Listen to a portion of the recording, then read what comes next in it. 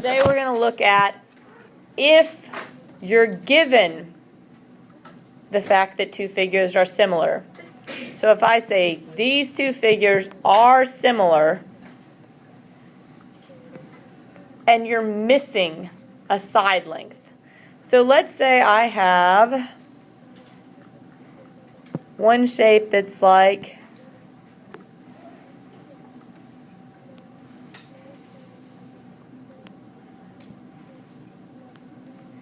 this,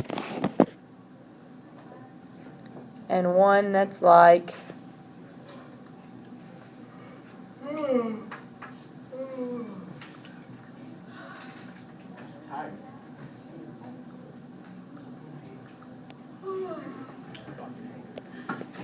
this. And we're given, and I tell you that these are similar. We're not having to figure out if they're similar. They say, hey, these two shapes, A, B, C, D, and L, M, N, O, are similar.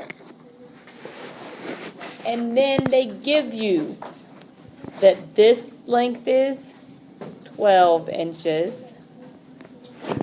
And this length is 16 inches. And this length is 4.5 inches. And I want to know what that length is.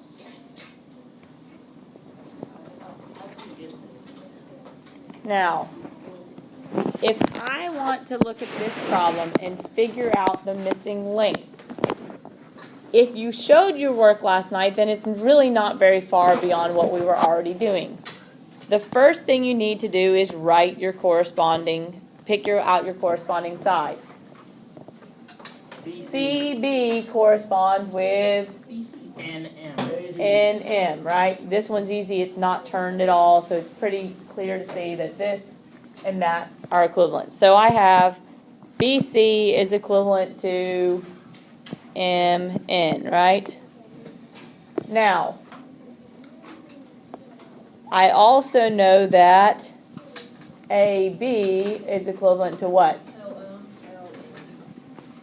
LM.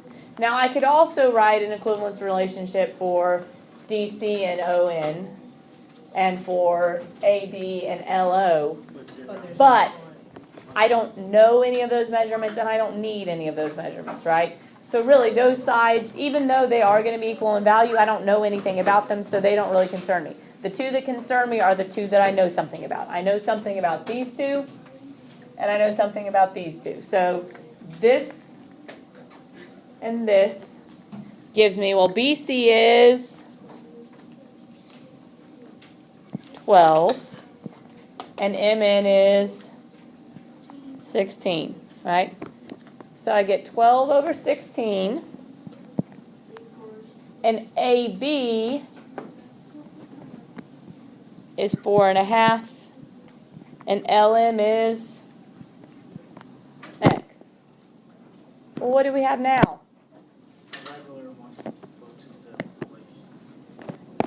I have a proportion, right, with a missing value. Do we know how to solve a proportion if we have a missing value?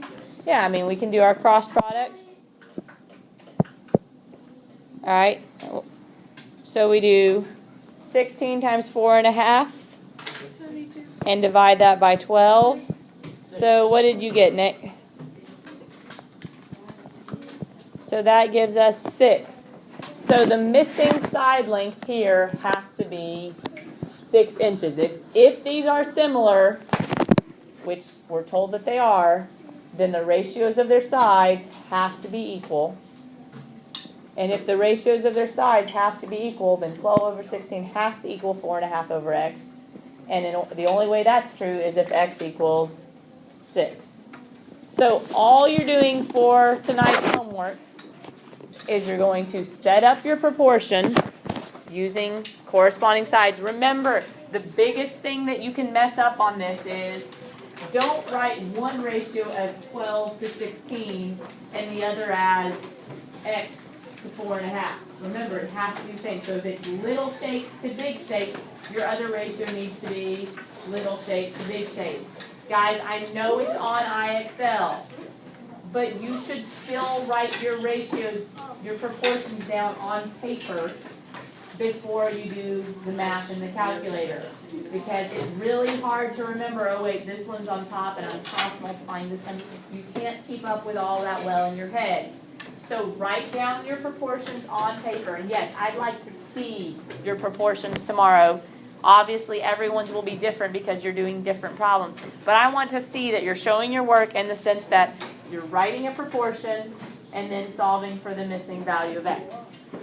So, any questions on solving for unknowns? All right.